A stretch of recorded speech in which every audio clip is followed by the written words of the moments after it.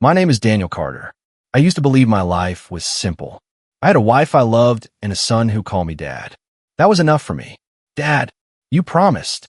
Ethan shouted from the living room. I'm coming, buddy, I said, grabbing the toy spaceship from the table. Prepare for launch. He grinned. You have to do the voice.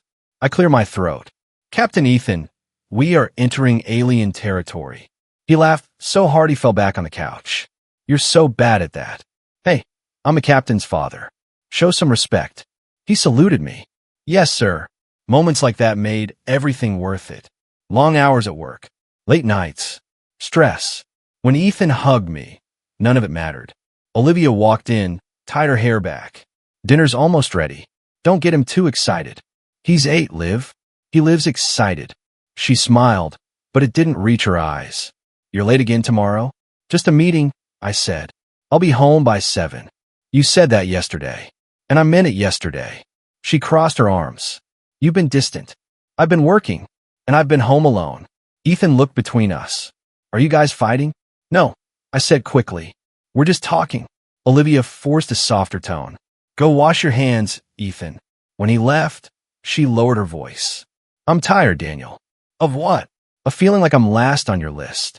I stared at her. You and Ethan are my whole list. She didn't answer. Her phone buzzed on the counter.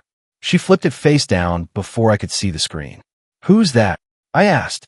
Work, she said too fast. Late for work texts. It's nothing. I wanted to push, but Ethan came running back. Can we have pancakes tomorrow morning? Only if you let me sleep past 6, I said. No deal. Olivia laughed softly. For a second, we felt normal again. A week later, I sat in a small clinic room while Ethan swung his legs off the exam table. Will it hurt? He asked. It's just blood work, I said. You're braver than me. Dr. Harris walked in, flipping through a file. Routine test for school records. Shouldn't take long. Ethan squeezed my hand when the nurse drew his blood. Afterward, Dr. Harris looked at the chart again. His expression shifted. Mr. Carter, quick question. What's your blood type? Oh, positive, I said. And your wife's? A positive, I think. He nodded slowly. Ethan's test shows AB negative. That combination is rare. I frowned. What does that mean? It could be a lab error, he said carefully. But to be safe, I recommend a DNA confirmation test, just to clarify paternity from medical history. I laughed. That's impossible. He's my son. I understand, he said calmly. It's standard procedure when blood types don't align. Ethan looked confused. What's paternity? It's boring adult stuff, I said quickly. Nothing to worry about. Outside the clinic, my hands wouldn't stop shaking. That night, I mentioned it casually. The doctor said Ethan's blood type is rare. Olivia stiffened. So, he suggested a DNA test. She turned away. That's ridiculous. Yeah, I said. It is. She didn't look at me. You're not actually considering it, right? Of course not. But the silence between us felt heavier than before. Later, I lay awake staring at the ceiling. Her breathing was steady beside me. My mind wasn't. The doctor's voice replayed in my head. Rare. Doesn't align. Clarify paternity. The next morning, while Olivia was in the shower, I searched for a private lab. I'm just being logical, I muttered to myself. It's medical. I drove alone after work and submitted my sample. The technician didn't ask questions. Results in 3 days, she said. 3 days. I sat in my car afterward, staring at my reflection in the rearview mirror. What are you doing? I whispered. At dinner, Ethan showed me a drawing. It's us at the park. I studied it. 3 stick figures holding hands. That's Mom, he said. That's you. And that's me. I swallowed. Looks just like us. Olivia watched me carefully. You're quiet. Just tired. That night, she reached for my hand. I let her hold it, but my mind was somewhere else. If this test proves something is wrong, what does that make me? On the 3rd day, my phone buzzed while I was at work. Email, notification. Subject line, DNA results ready. I couldn't breathe. I didn't open the email at work. I couldn't. I drove to an empty parking lot and told myself to breathe. Just open it, I whispered. My hand shook as I logged in. The screen felt too bright. I downloaded the file and stared at the first line until the letters stopped moving. Probability of paternity, 0%. No, I said out loud. No, that's wrong. I read it again. And again. 0%. My chest tightened like someone was pressing down on me. I tried to inhale, but the air felt thin. That's my son, I said to the empty car. That's my son. Memories hit me all at once. Dad. Ethan's tiny voice from years ago when he took his first step toward me instead of Olivia. He had said, drooling and laughing.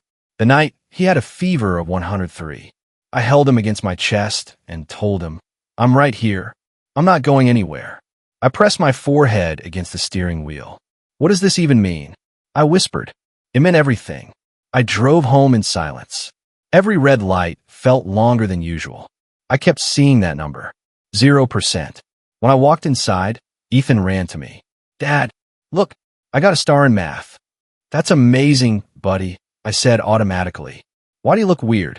I'm just tired. Olivia stepped into the hallway. You're early. Yeah, I said. We need to talk. She studied my face. About what? Send Ethan to his room. Ethan frowned. Am I in trouble? No, I said quickly. Go play for a bit. He hesitated. Okay. When his door closed, I pulled out my phone and opened the report. I turned the screen toward her. Tell me this is wrong. She didn't look at it at first. What is that? You know what it is? Her eyes moved slowly to the words. I watched her face lose color. Daniel, tell me it's wrong. Silence. Olivia. Tears filled her eyes. I didn't think. You didn't think? I laughed, but it sounded broken. It says 0%. It was one time, she said quickly. It was just once. The room started spinning. With who? She covered her mouth. With who? I shouted. Marcus. The name felt like a knife. Marcus Reed? I asked, my voice low and shaking. She nodded, crying harder. It was 8 years ago. We were fighting all the time. You were never home. So you slept with my best friend? It didn't mean anything. It meant everything. She stepped closer. I thought Ethan was yours. I swear. I never imagined. You never imagined? I held up the phone. Did you ever test? Did you ever want to know? No, she whispered. I was scared. So you just hope? Yes. I felt something inside me crack. He calls me Dad. I know. I was there when he was born. I know. I cut the cord. She sobbed. Please don't leave. Don't leave. I stared at her. You lied to me for 8 years. I didn't know for sure. You knew there was a chance. She couldn't answer that. I paced the room. Did Marcus know? Her silence said enough. Did he? I demanded. I told him there was a possibility, she admitted softly. But he didn't want to ruin your friendship. He said it was better not to dig into it. I laughed bitterly. How noble of him. It was a mistake, she said. A terrible mistake. A mistake is forgetting an anniversary. This is my life. She grabbed my arm. You're still his father. Am I?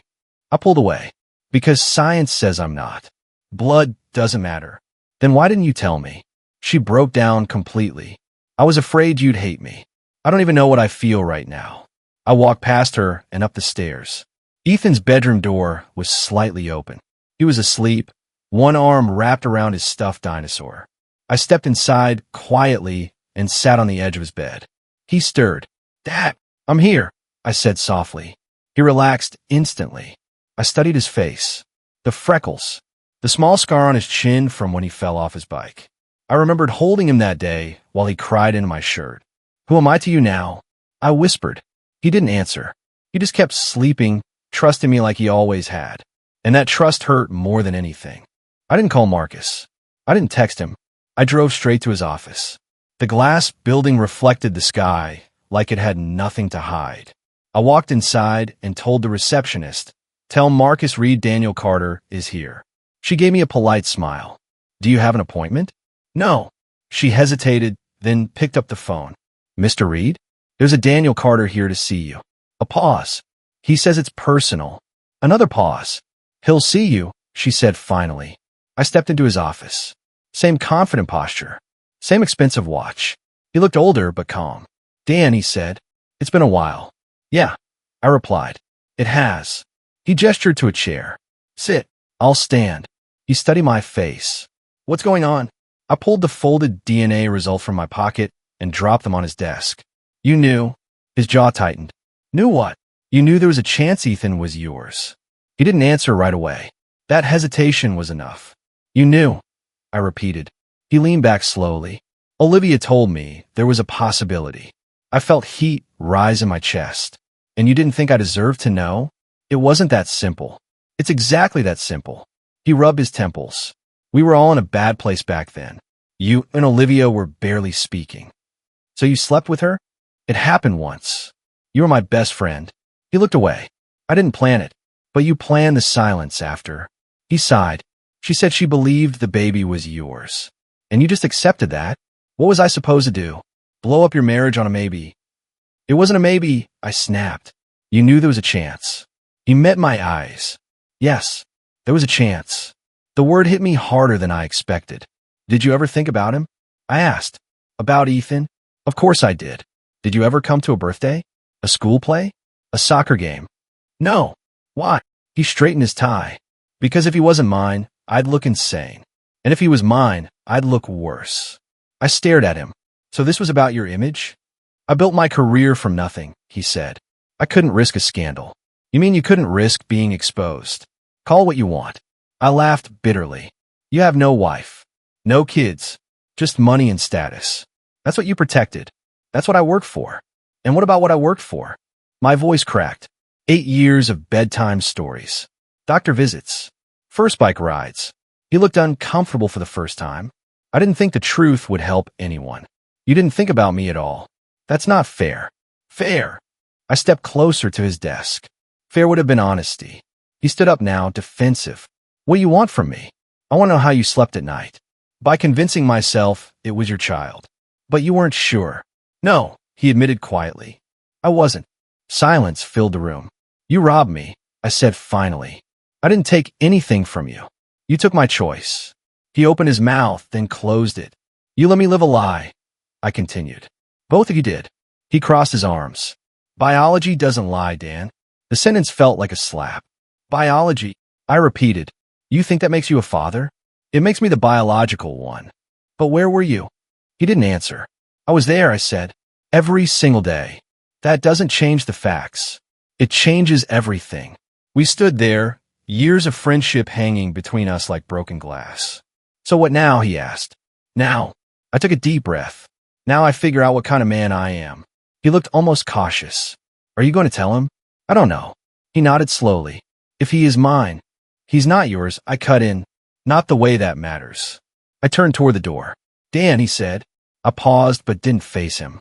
I never meant to hurt you. That's the problem, I replied. You just didn't care if you did. I walked out without shaking his hand. In the elevator, I caught my reflection in the mirror. I didn't look heartbroken anymore. I looked humiliated. When I got to my car, I gripped the steering wheel and stared ahead. Divorce papers flashed in my mind. Anger. Revenge. But Ethan's face followed right after. Not yet, I whispered to myself. I wasn't ready to make permanent decisions while everything inside me was still burning. Not yet. I needed time.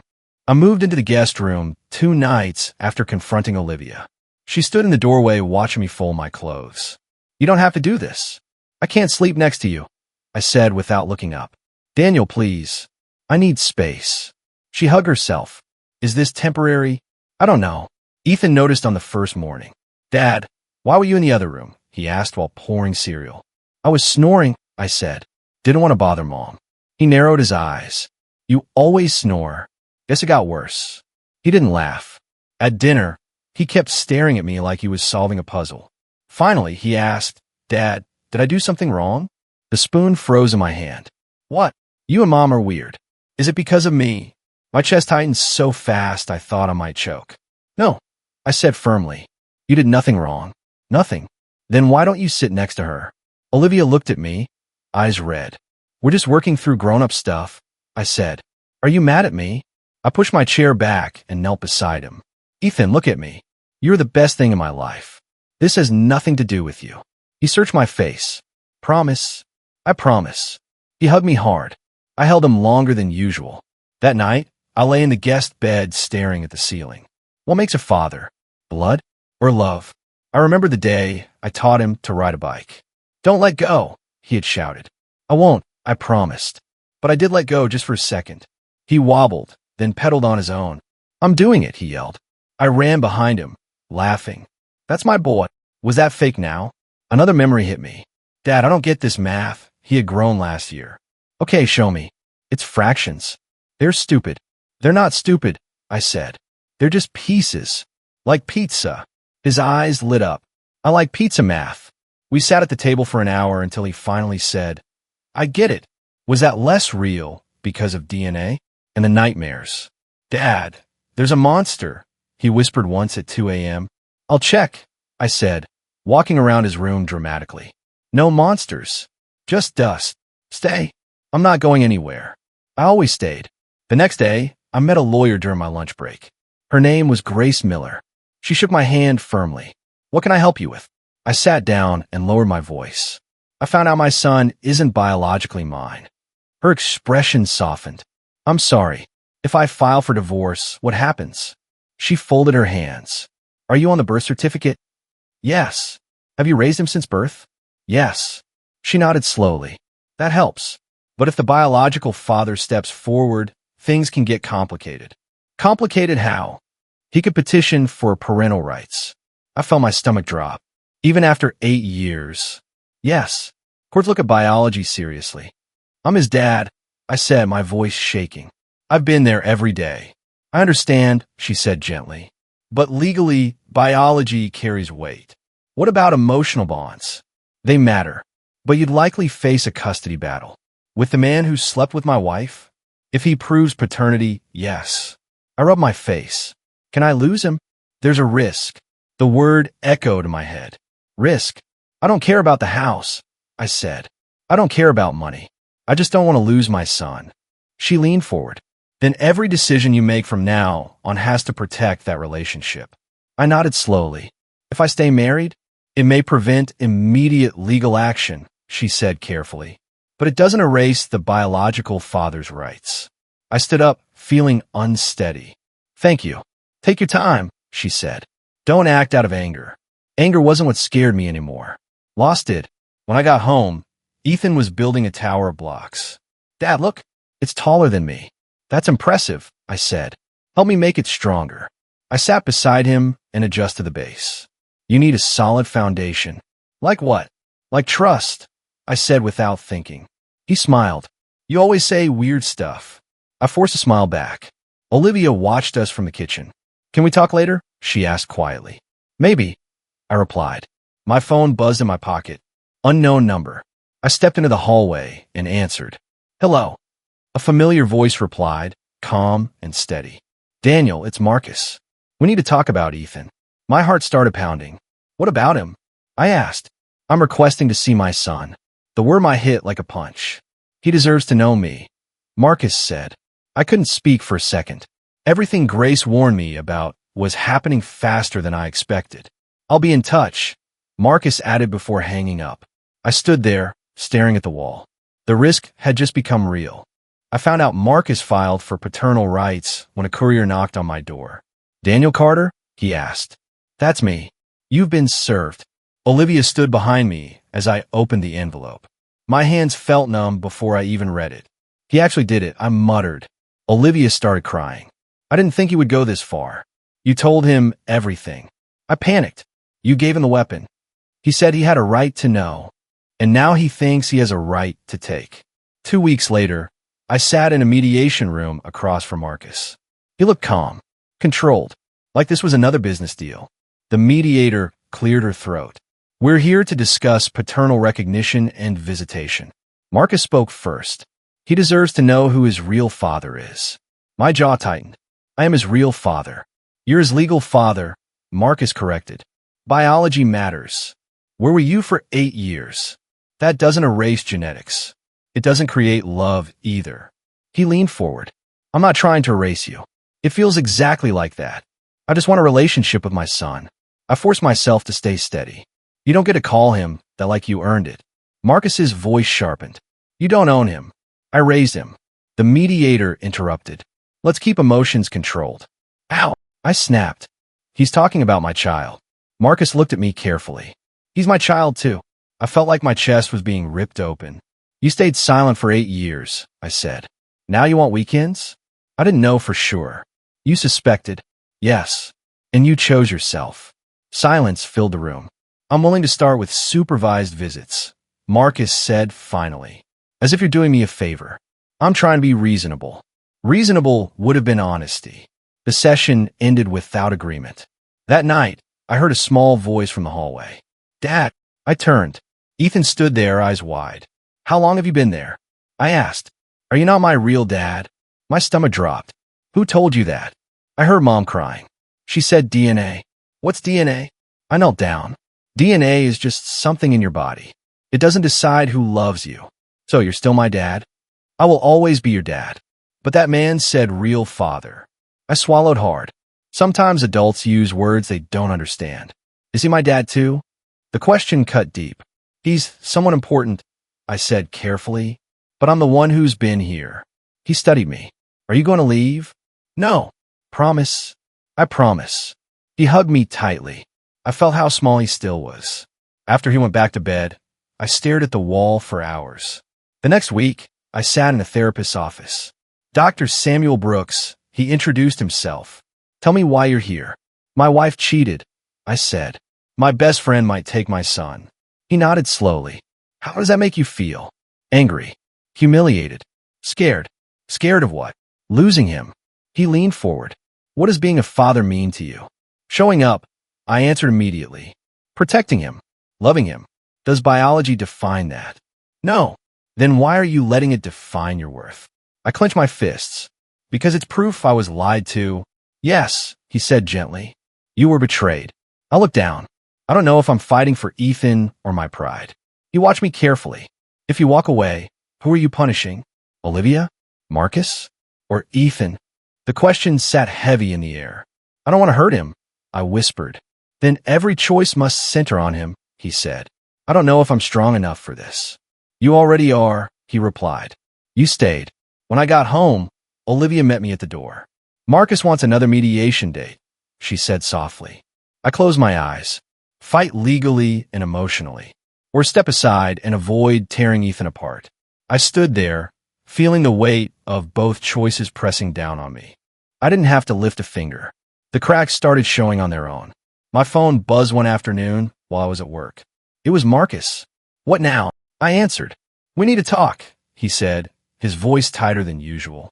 I'm not your therapist. It's about business. That's new. He exhaled sharply. Victor is cooperating with investigators. Victor Hale? Your partner? Yes. I leaned back in my chair. Cooperating about what? Financial reporting issues. Fraud. I asked plainly. It's complicated. Is it? Silence. He's blaming me, Marcus continued, saying I approved transactions. Did you? That's not the point. It is if it's illegal. He snapped. You sound like you're enjoying this. I'm not, I said honestly. I'm just not surprised. Rumors spread fast. Articles started popping up online. Investors pulling out. Projects delayed. I didn't celebrate. I just watched. At home, Olivia looked pale every evening. Sophie won't even sit with me at lunch anymore, she said one night. Sophie Turner? I asked. Yes. She said the court documents are all over the office. You knew that would happen. I didn't think it would spread like this. Secrets always spread. She sat across from me. Do you think this is karma? I think it's consequences. She wiped her eyes. People whisper when I walk by. I know the feeling. She flinched at that. A few days later, we had the first supervised visit at a family center. I sat in the observation room, watching through a one-way mirror. Marcus sat across from Ethan, trying to smile. Hey, buddy, Marcus said. Ethan looked at him cautiously. Hi, I brought you a gift. Marcus pushed a box toy across the table. Thanks, Ethan said quietly. You can call me Marcus, he added, or whatever you're comfortable with. Ethan frowned. Why weren't you there when I was little? The question hit like a brick. Marcus froze. I didn't know. You didn't know I was born? I knew you were born, Marcus admitted. Then why didn't you come? Marcus opened his mouth, then closed it. I go to all my friends' birthday parties, Ethan continued. You missed 8 of mine. I pressed my hand against the glass. It was complicated, Marcus finally said. Ethan shrugged. Dad says complicated means adults messed up. I almost smiled despite myself. Marcus swallowed. Your dad is right. Are you trying to take me away? Ethan asked suddenly.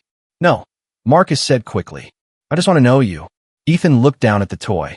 I already have a dad. Silence filled the room. The supervisor cleared her throat gently. 5 more minutes. When the visit ended, Ethan walked straight out. Marcus stood. See you next time? Ethan hesitated. Okay. He stepped into the hallway and saw me. Dad! He ran to me without thinking. I caught him in my arms. How was it? He talks weird. Ethan whispered. I couldn't help it. I laughed softly. He does. Can we go home now? Yes. Marcus approached slowly. He did well. He's strong, I replied. Marcus looked tired. This isn't easy. It wasn't supposed to be. He glanced at Ethan holding my hand. I never wanted it like this. Neither did I. On the drive home, Ethan leaned his head against the window. Dad, yeah. You're still picking me up from school tomorrow, right? Of course. He nodded, satisfied. As I drove, I realized something I didn't expect. Watching Marcus lose control of his business didn't heal me. Seeing Olivia isolated at work didn't make me feel powerful. Revenge wasn't satisfying. The damage was already everywhere. When we got home, Ethan squeezed my hand before running inside. He didn't hesitate. He chose me without even knowing he was choosing. And that mattered more than any courtroom ever could. I was in the living room when I heard the knock. Loud, insistent. Late at night. Who is it? I called. Marcus, a slurred voice replied. Open up, Dan. I hesitated. The night was quiet. Too quiet. I went to the door and opened it.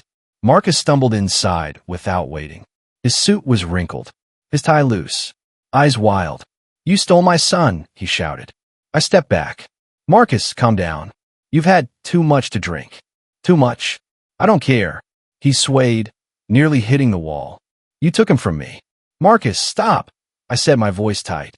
I didn't take anything. You raised him. He waved his hand violently. You were there pretending to be his father, laughing at birthdays, reading bedtime stories. Yes, I loved him. I shouted back, my hands shaking. I stayed up all night when he was sick. I taught him to ride a bike. I held him when he cried. I'm his dad. His face twisted. He should have been mine, and he is yours biologically. I snapped. Does that make you the man who kissed him goodnight every night? Does that make you the one who kissed his scraped knees? He stumbled closer. You think you're better than me? I'm better than you in this one thing. I yelled. You had 8 years to be a father. You chose yourself. He laughed bitterly, shaking his head. You don't understand. You don't know what it feels like. I know betrayal. I interrupted. I know lies. I know that the person I trusted most slept with my best friend and left me in the dark. He went silent, swaying in place. I turned toward Olivia, who had come out of the kitchen. Her face was pale, silent, watching. I trusted you, I said, voice shaking. Both of you. Olivia's eyes filled with tears. Daniel, don't. Just don't, I said. Marcus sank onto the couch, burying his face in his hands. I wanted a chance. I gave you a chance, I said. You ignored it. You ignored him. You ignored me. He looked up, tears in his eyes. I just what? I demanded. Did you think pretending didn't matter? Did you think absence was invisible? He's my son. You lost that right the moment you decided not to show up. He said nothing. I left him on the couch and went upstairs. Ethan was sitting on the edge of his bed, eyes wide. Dad? Yes, buddy. I sat beside him, heart pounding. Are you going to leave me? My chest ached. The night, the fight, the betrayal, it all weighed down on me. Leave you? I whispered. Nothing can make me stop being your dad. He blinked at me. Nothing. Nothing. I repeated, pulling him close. Not Marcus. Not anyone. You're my son. I am your dad. Always. He buried his face in my chest. I'm glad. I held him longer than I ever had. The anger, the humiliation, the heartbreak. They all mixed together, but nothing mattered more than this moment. Later, Olivia knocked softly. Can I come in? I glanced at her. You don't have to stay. I want to, she said quietly. I want to see you with him. I didn't speak. I just watched Ethan breathe, felt his small hands in mine. Olivia stayed in the doorway, silent, watching, finally understanding the weight of everything she had done. I whispered to Ethan, we're going to be okay. He nodded against me. I realized then that being a father wasn't about blood or DNA. It was this: showing up, protecting him, loving him. I lifted his head, brushing his hair back. No one can take this from us. He smiled faintly. Promise, promise, I said firmly. And in that moment, I felt something shift inside me. I was no longer just hurt. I was resolved. I was his father, and I would fight every day to be that, without regret, without hesitation. The night was long, but I didn't feel alone. Not with him in my arms. Marcus had come, drunk and angry. Betrayal had been loud. Lies had been heavy. But nothing could shake this. Nothing could touch what mattered most. I was his dad. I always would be. And that defined me. I sat across from Marcus in the mediator's office, hands folded, breathing steady. I want to make this simple, I said. You can have supervised visits. But I remain his legal father. Marcus stared at me, shocked. You're giving up the fight? I'm not giving up, I said. I'm choosing what matters. He rubbed his face. I never thought you'd do that. You think revenge fixes anything? I asked quietly. It doesn't. It only hurts him. He looked down. I wanted to be part of his life. You still can, I said, under supervision. But I'm the one raising him. He nodded slowly. I understand. He loves you more anyway. I know, I said. The mediator cleared her throat. Do you both agree to these terms? Yes, Marcus whispered. I walked out feeling lighter, like a weight I didn't know I'd carried had lifted. Later, Olivia came to the living room. She didn't cry this time. She didn't try to beg. She just looked me in the eyes. Daniel, she said, I'm sorry. Not the usual sorry. I mean it. I should have been honest. I should have protected us, all of us. I failed. I studied her face. You did. I want to make it right, she said. Counseling. Full transparency. Whatever you need. I nodded slowly. Thank you. I appreciate that. But I can't go back. Not fully. She didn't argue. She didn't push. She just exhaled and said, I understand. We both knew separation was inevitable. But hatred? That was mine to choose, and I chose not to carry it. The next morning, Ethan ran into the living room, backpack in hand. Dad, I can't wait for school. Sounds exciting, buddy, I said, ruffling his hair. He looked up at me. Mom said you're letting Marcus visit me sometimes. Yes, I said, but I'm still your dad. Always. He grinned. Okay, good. I smiled back, feeling a calm I hadn't felt in months. Olivia appeared behind him. Thank you, she said softly. For what? I asked. For keeping everything stable for him, she replied. You made mistakes, I said. We both did. But I'm choosing to focus on him, not on blame. She nodded. I respect that. I watched Ethan run off to school. The sunlight hit his face just right, and I realized something. The battle had been over for me long before the papers were signed. I no longer reacted to their actions. I chose my responses. I chose peace. I chose Ethan. And I chose myself. For the first time in months, I didn't feel trapped by anger or betrayal. Instead, I felt power, quiet, steady, grounded. Power isn't control over others. It's control over how you respond. I didn't need to punish Marcus. I didn't need to punish Olivia. I only needed to protect my son and my heart. And that was enough. The world outside could crumble. Scandals could spread. People could fail. I wouldn't react. I would choose. And for the first time in years, I felt like I truly had. I saw Marcus at the courthouse one last time before sentencing. Daniel, he said, voice low, almost pleading. I know why you're here, I replied. He ran a hand through his hair, eyes tired. I thought blood mattered more. I studied him carefully. Love shows up. Blood doesn't. He flinched at the words. I really thought. You thought wrong, I said simply. You had every opportunity. You walked away. I know, he whispered. I lost everything. My company. My friends. My reputation. You chose yourself over him, I said. Nothing else mattered to you. I can't change that, he admitted. I wish I could. You can't change the past, I said.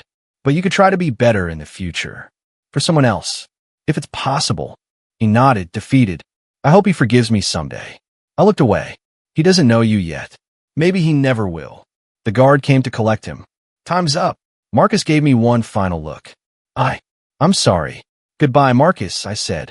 Outside the courthouse, I saw Olivia waiting by the car. She looked different. Softer.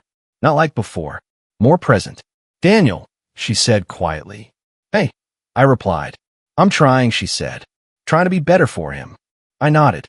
That's all that matters right now. Inside the car, Ethan pulled a notebook from his backpack. Dad, look. I glanced at it. What is it? It's my school essay, he said proudly. The teacher said we have to write about someone we admire. I opened the notebook and read. My hero is my dad. He has always been there for me. He reads me stories.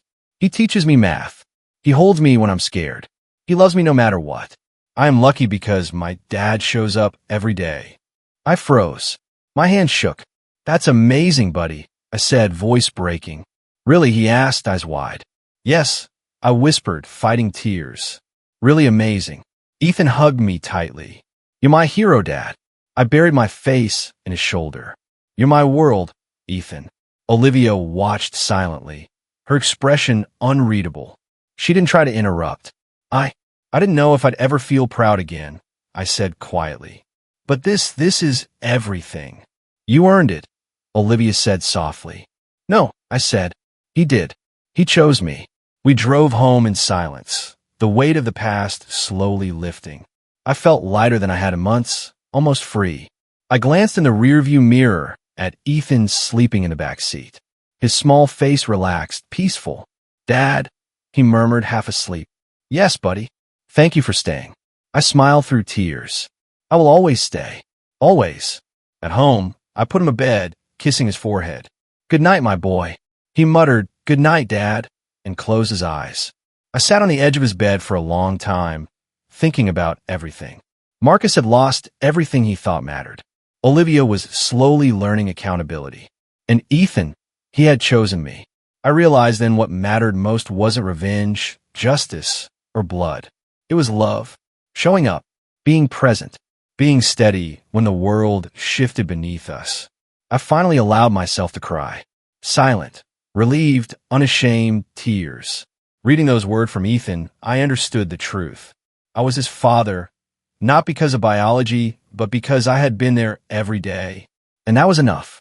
For the first time in months, I felt whole. I held his notebook close, staring at the words. My hero is my dad. Yes, that was me. It's been a year. I wake up most mornings to the sound of Ethan laughing in the kitchen. Olivia and I are divorced now, but it's peaceful. We cooperate for him. No arguments, no hidden agendas. It's not perfect, but it's real. Morning, Dad. Ethan calls. Morning, buddy. I reply, ruffling his hair. He's still the same curious, loud, and silly little boy. Nothing's changed there. He still calls me Dad. That never wavered. Olivia walks in behind him, smiling faintly. Breakfast is almost ready, she says. I nod. Thanks. She meets my eyes. There's respect there now, quiet acknowledgement of everything we survived. He's lucky to have you, she says softly. Yeah, I reply, keeping it simple. Marcus writes letters from prison. I show them to Ethan occasionally, letting him choose if he wants to read. He usually does, carefully, like holding a fragile piece of glass.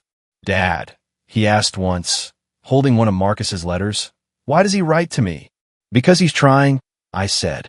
Even if he didn't do what he should have, he's still learning. Ethan shrugged. I like it when you read to me instead. I'll always be the one reading, I said, smiling. One evening, as we walk home from school, he takes my hand, swinging it lightly. Dad, yes, buddy. DNA doesn't matter, right? I pause, looking down at him, feeling the weight of the past year flash through my mind. The betrayal, the lies, the courtrooms, the nights I thought I might lose him. I kneel to his level, smiling softly. No, son. Showing up matters. Being there matters. Loving matters. He beams. Good. Because you're the best at that. We walk the rest of the way home quietly, hands still linked. I glance at him, seeing the freckled nose, the messy hair, the little boy who trusts me completely. Sometimes I still think about the day I opened that DNA test. The shock, the numbness, the fear that I wasn't his father. It destroyed the life I thought I had. But it also revealed who I truly am. I am the one who stayed. I'm the one who held him while he cried, who taught him math, who kissed his scraped knees, who cheered at every soccer game, and wiped away every nightmare. The truth is, being a father isn't biology. It's presence, protection, and love. Ethan tugs at my hand, grinning. Race you to the door. I laugh, letting him sprint ahead. I chase him, pretending to be slow, letting him win. I catch my breath, watching him burst through the doorway and turn, arms wide. Dad, come on. I run the last few steps, scooping him up in a hug. He hugs me tight. You're my dad. Yes, I say, holding him close. I'm your dad. In that moment, I feel it all, the betrayal, the heartbreak, the fear, but none of it matters now. Only this matters. I may not have given him my blood, but I gave him my name, my time, and my heart. And that makes me his father.